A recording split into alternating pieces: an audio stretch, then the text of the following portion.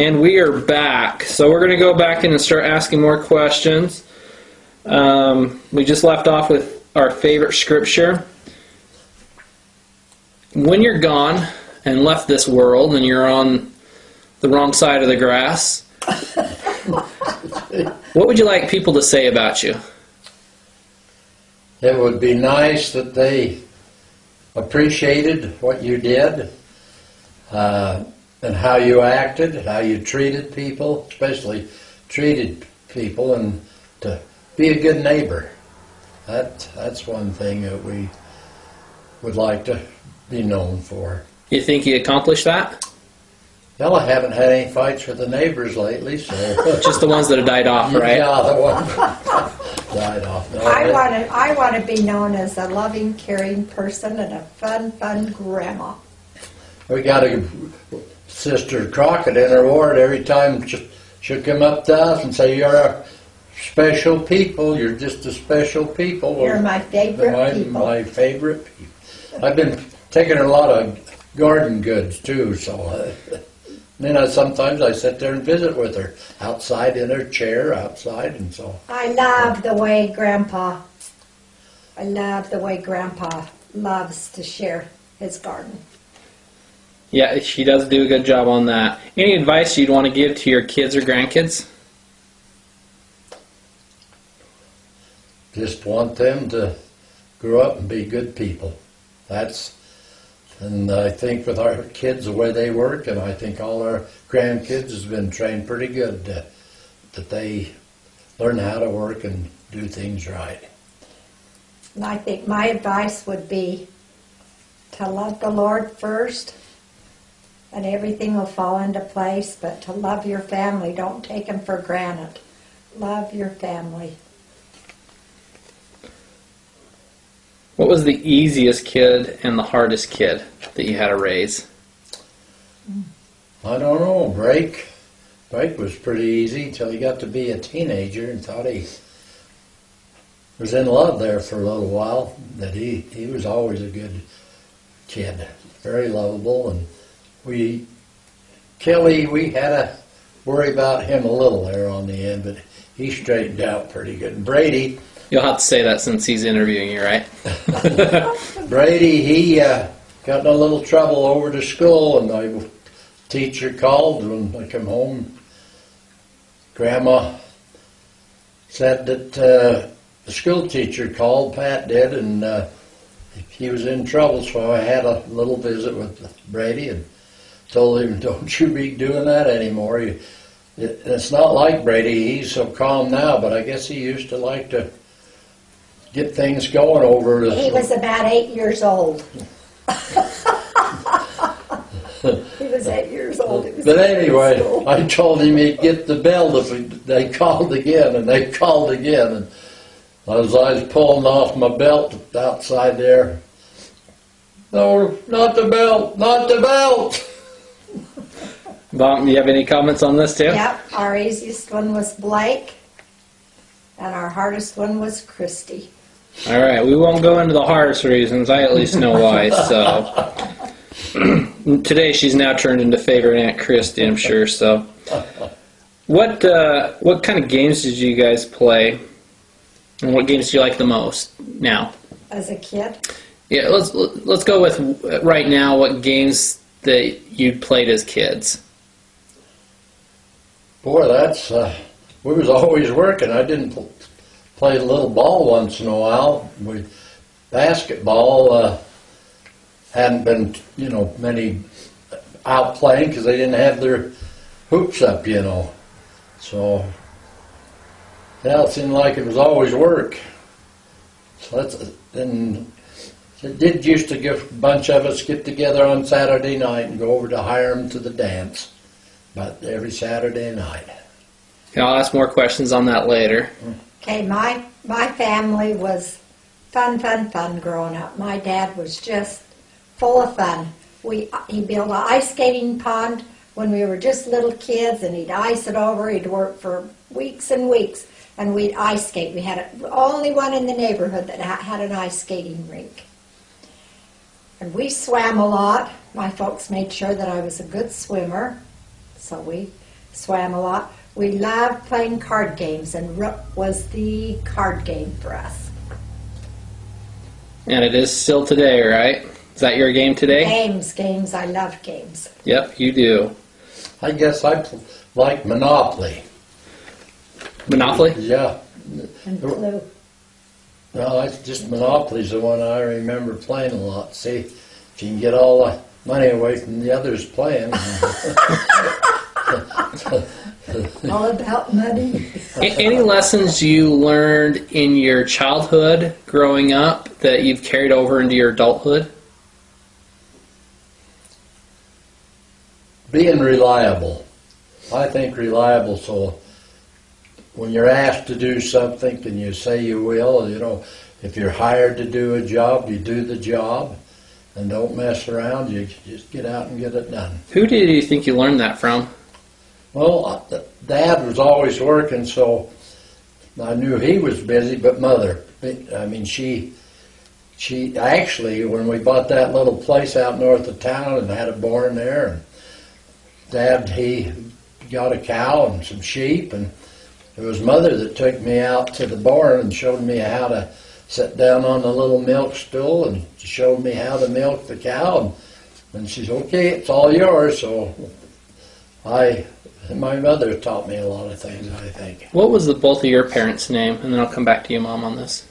I have to repeat. Anna Eliza and Thomas Edgar Mather. That was Borns. My mother was a Borns. And then, Mom, come back to the question that Dad answered. What lessons did you learn in your childhood that you think carried over with you into your adulthood? I think it's very important to be a hard worker, because as we've got older, we find we have pretty good health because we don't sit around, we work hard.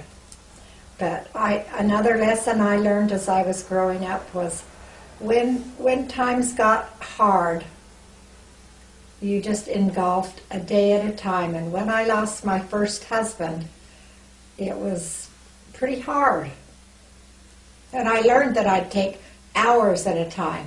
And if I could get through an hour, then I could maybe get through 2 hours. And then I could engulf a day at a time. And it doesn't matter what I do, when I get so overwhelmed and busy, I learn I just take pieces at a time and break it down, and I can get through it and get through it good. And then what's your parents' full name? Roberta Ross Kelly Morgan, and Cecil Morgan. Cecil Joseph. What was your favorite TV show? Maverick. That was mine. And that's where we got Brett, my son that died. Brett Maverick, Brett Mather. That was James Gardner was the actor in that. It was loved to watch that show. What did you like most about it? There was a lot of humor in it.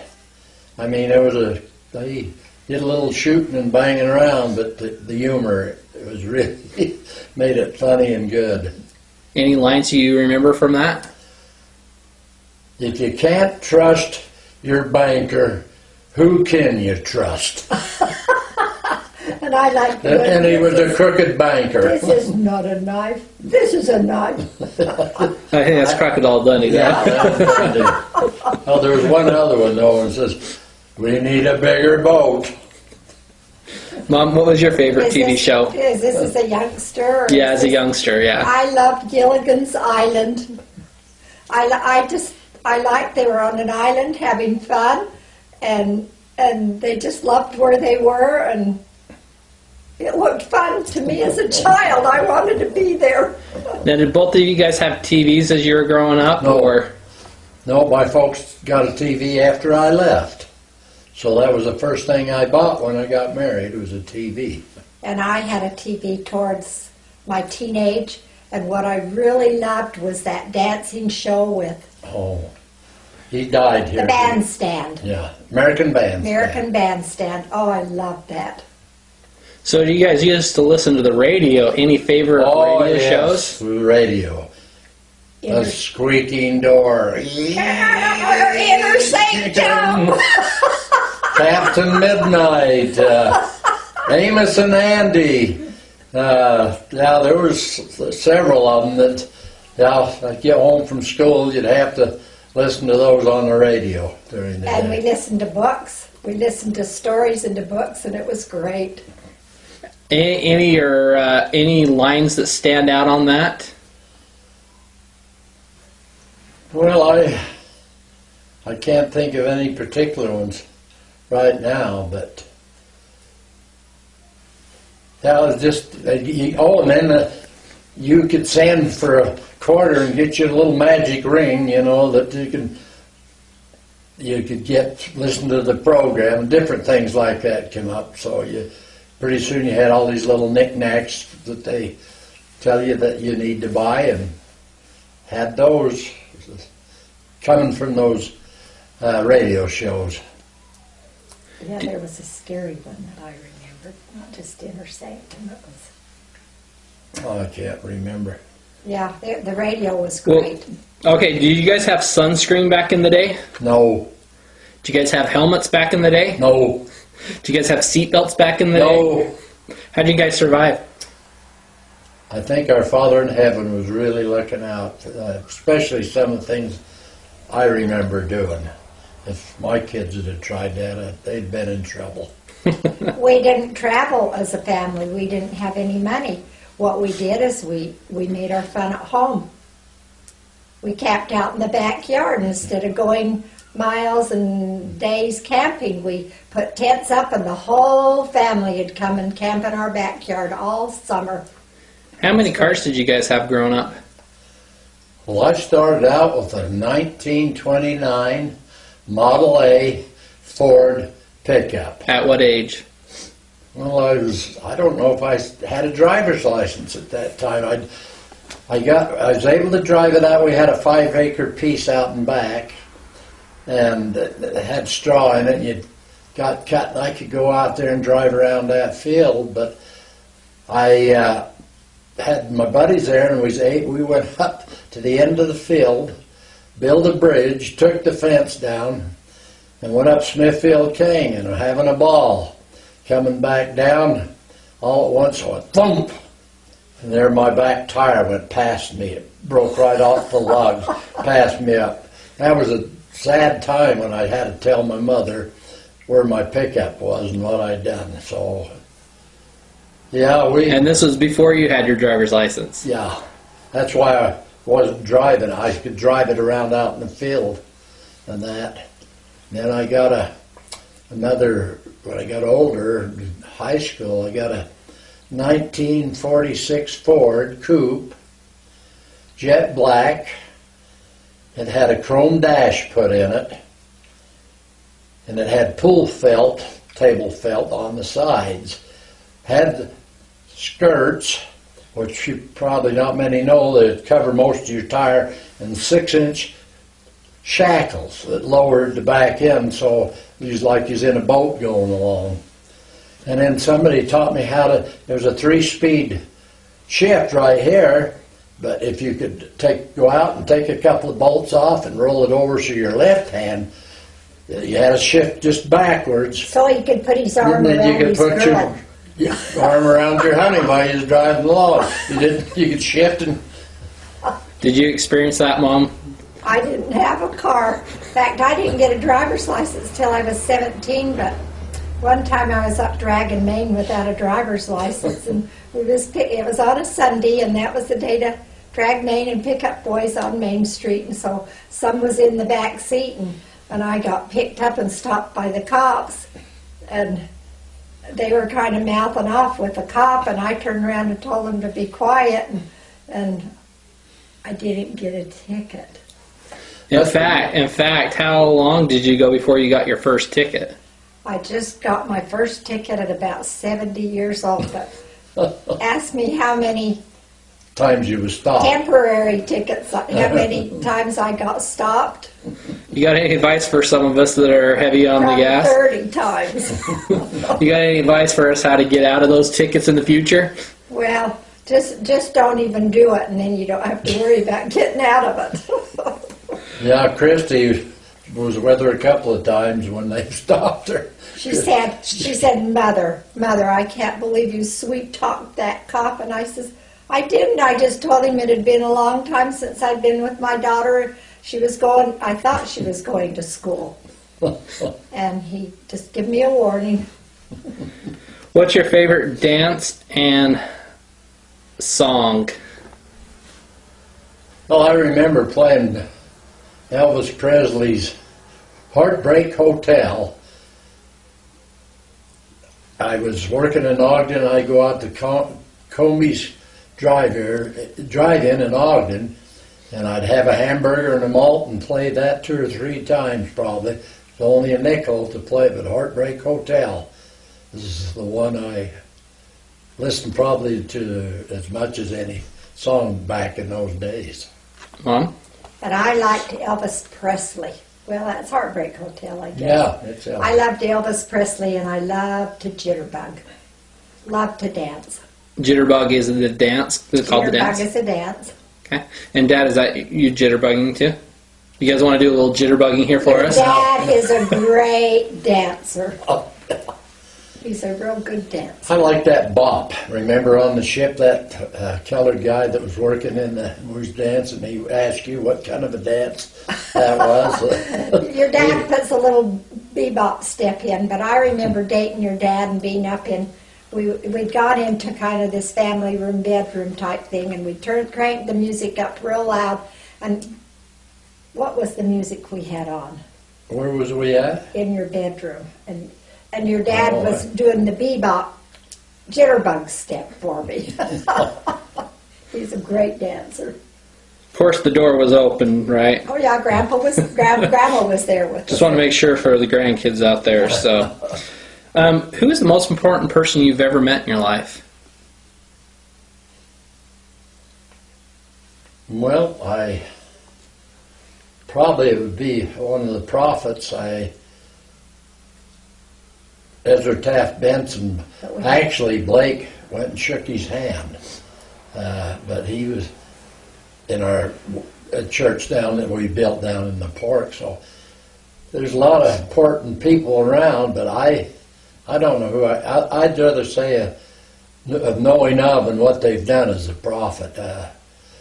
A lot of people think some of these great athletes, but that's not the way it ought to be, I don't think. I mean, I love to watch ball games, but... Okay, Mom? And I have to say a prophet, but second is Santa Claus. Ah. I love Santa Claus. Santa Claus ever give you a kiss? Santa Claus did give me a kiss. Was that Earl? No, I've had... Did you like school?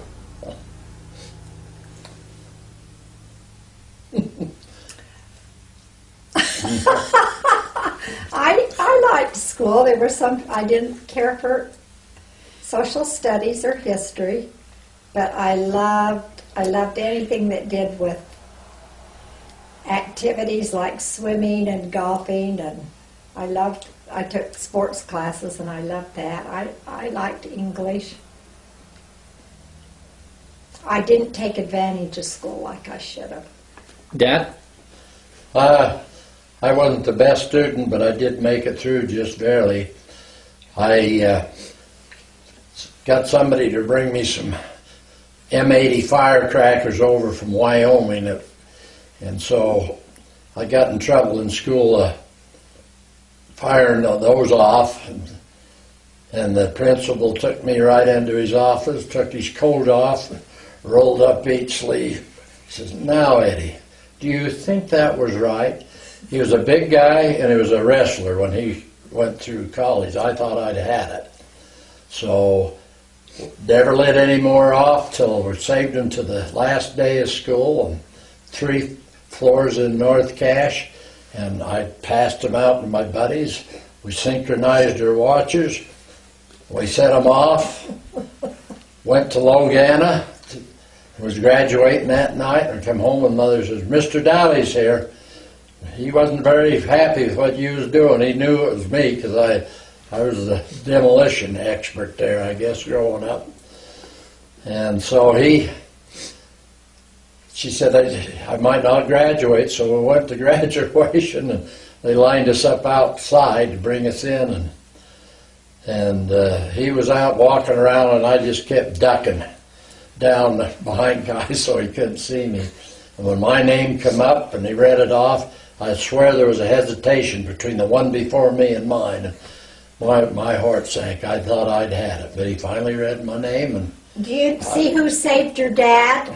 I was sent to save him.